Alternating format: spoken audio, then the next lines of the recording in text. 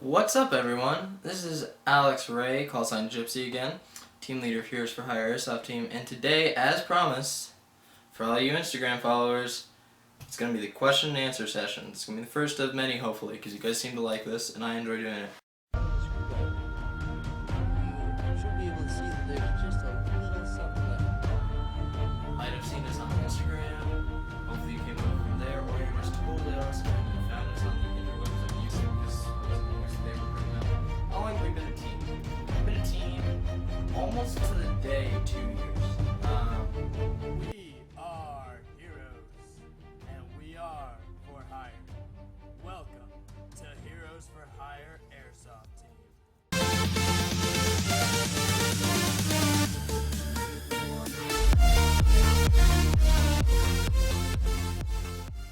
So, from Sergio_4246_airsoft, he asks, what guns do you use?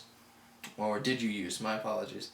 I'm going to make this brief. So I started off with a Javelin M4A1 electric blowback. It broke. I ended up selling it, getting a little bit more money, bought a KWA CQR Mod 1, used that gun for my first 3 or 4 games, traded it for a Scar L from D-Boys that someone had modded. It was ridiculously huge. I mean, they had the extended outer barrel, which was like this big on a Scar L, and then they put like a 7-inch suppressor on the end of it too. So it was like a PSG-1 inner length barrel. It was ridiculous. I got rid of that pretty quickly, honestly, because A, it had a couple issues, and B, it was just too big. So from now on out, it's going to be out of order because I don't remember the order without taking a really long time. I ended up with a WeTech G17 Gen 4. Missed the heck out of that gun. I ended up with 2 KWA ATPs. I ended up with the G&G FN2000. I ended up with 2 SEMA M14s. One was the EBR version and one was the Black Hawk Down style version because I was going to do a Black Hawk Down loadout. Ended it with a, might have said it already, KWA MP7. I ended up with another D-Boy Scar. I ended up with a Classic Army Scar. I've ended up with like 3 or 4 different G&G combat machines. One of them was the Airsoft GI Sandhog Custom. It was my first Mark 18. You know, so lots of combat machines, decent number of KWA. I had a KWA, maybe someone kind of threw it together to be like a Block 2. So I've had quite a few different guns. I also had a WeTech High Kappa Dragon with like 3 of the extended mags that were 50 rounds. It was a pretty cool gun. So I think in brevity, that's probably all the guns I've had. And I've had a SEMA AK forever too. So hopefully that answers your question. From callsign_Huckleberry. By the way, I'm using this because I wasn't going to waste the paper and print them out. How long have we been a team? We've been a team almost to the day 2 years.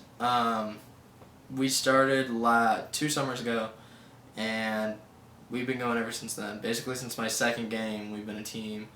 And it's morphed from the Crimson Dreadnoughts, like I said in the first video, to Heroes for Hire Airsoft team, and we just blew up from there. It's been really awesome. You guys that are watching this video, followers on Instagram, now followers and subscribers on YouTube, you're all awesome. Keep being awesome. From Haymaker_Airsoft, I wasn't going to read this one originally, but I think it's really funny, to be honest. Is a double-ended dildo a legitimate melee weapon? And then what Epic_Top Gun said was, I feel like you're asking this from personal experience. I don't know. If it's hot pink and we have a video of you being killed with it, it's totally legitimate. Otherwise, not at all. That's my opinion. From Equi Airsoft, what's the most preferable indoor or outdoor airsoft gameplay?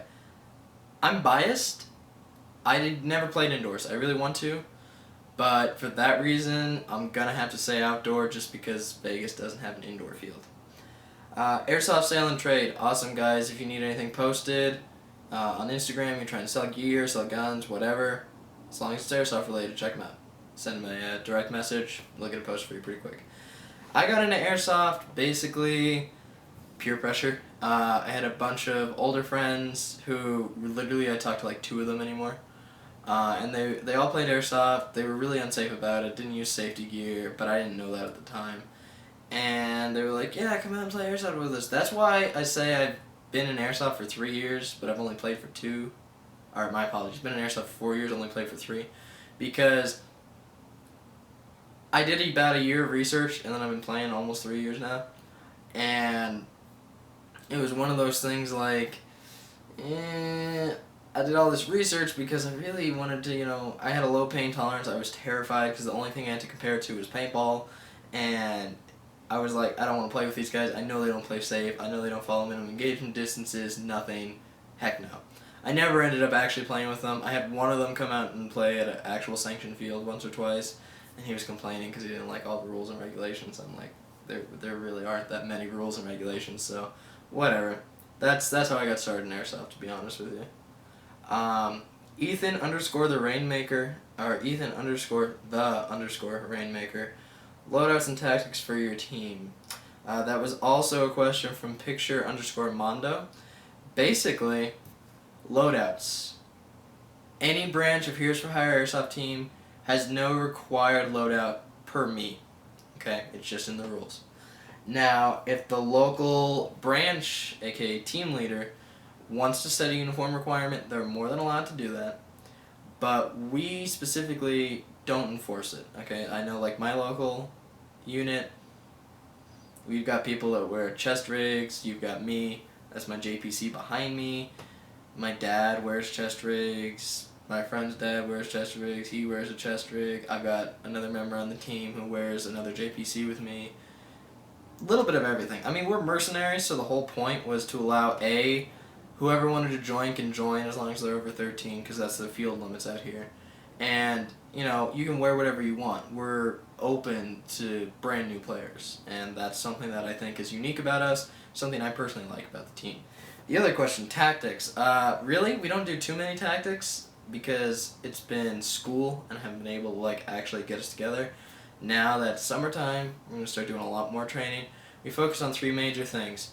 First one is communication. I've been right next to my bro, Wiggles, literally at a paintball field, so it wasn't even loud or anything. It was just like 6 of us, 3 on 3.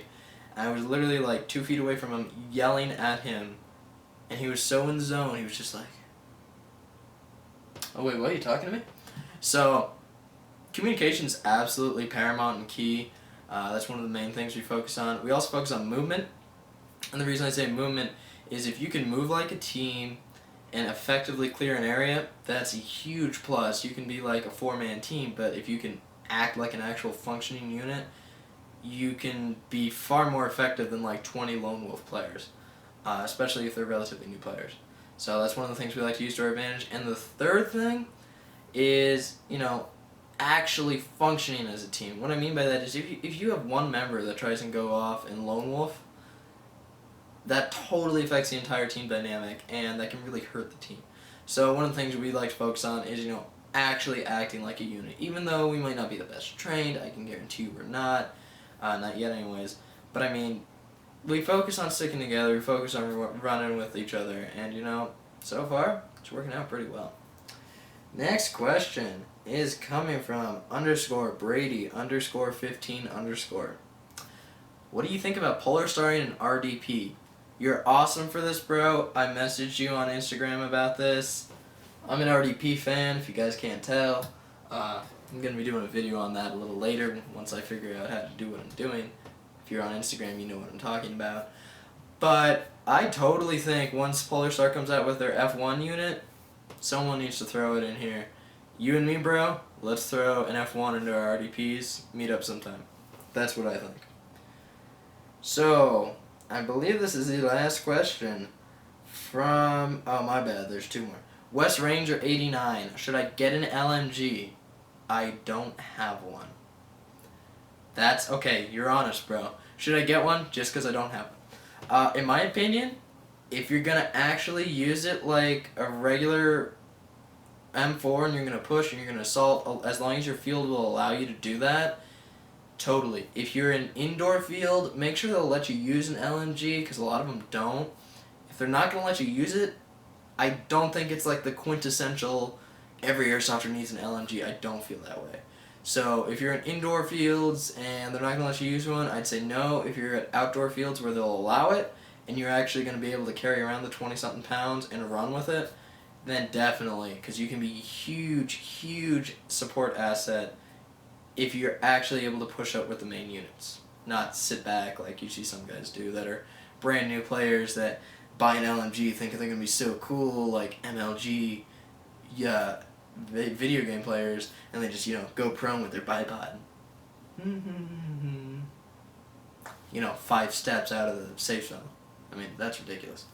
I've seen that happen, by the way. So, that's my opinion on your LMG. Probably, if you got the money, I'd buy one. Because I want one. I just don't have the money. Ridehound asks, would you recommend an underbarrel grenade launcher? Okay, this one I'm going to get very briefly in depth on. The reason I say that is, if you play either at indoor CQB fields that will allow you to run one, a lot of the California CQB fields have started to transition into, or at least the ones that are more Milsim focused, not Speedsoft. No disrespect to Speedsoft. I have nothing against it, per se. That's a whole other video though.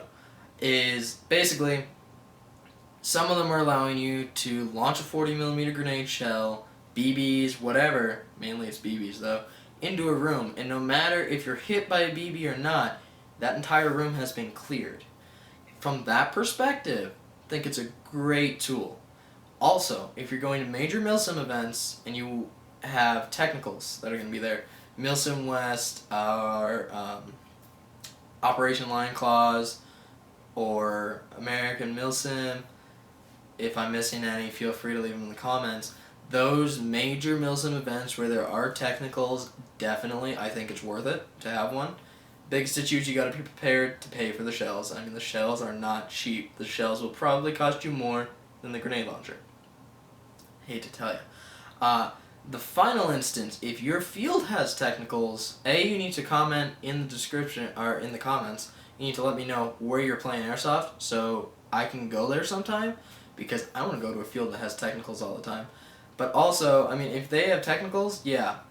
If anything I just said does not apply to your fields, I'd say it's a waste of time. Honestly, I'd say you're going to buy it, you're going to spend like $150, $200, and you're going to be really disappointed because you're going to be like, well, shoot, I could have bought a second M4 for this price. Or a second AK and mags. Whatever. So that's my personal opinion. Okay. So, that's going to be the close of our first question and answer session. If you guys have more questions, head on over to Instagram. I'll put the website right here. Okay? Head on over to Instagram. Follow us on Instagram. Once you do that, we will be posting. I love how I keep saying we. It's really I'm the person that does all of this. I'll be posting a thing asking for your guys' questions. If it's something we answer today, please don't repeat it, because I'm not going to answer it again. But I mean, feel free to ask them. If you absolutely can't get on Instagram because you don't have one, I guess. I mean, catch up, but whatever. Post it in the comments below. I'll try and get to it, but I'll be honest with you, I'm mainly going to just look at what's on Instagram. So, until next time, guys, play safe. Don't forget, full CLI Pro. Come on, let's not get our eyes shot out, okay? But yeah, until next time, Gypsy out, guys.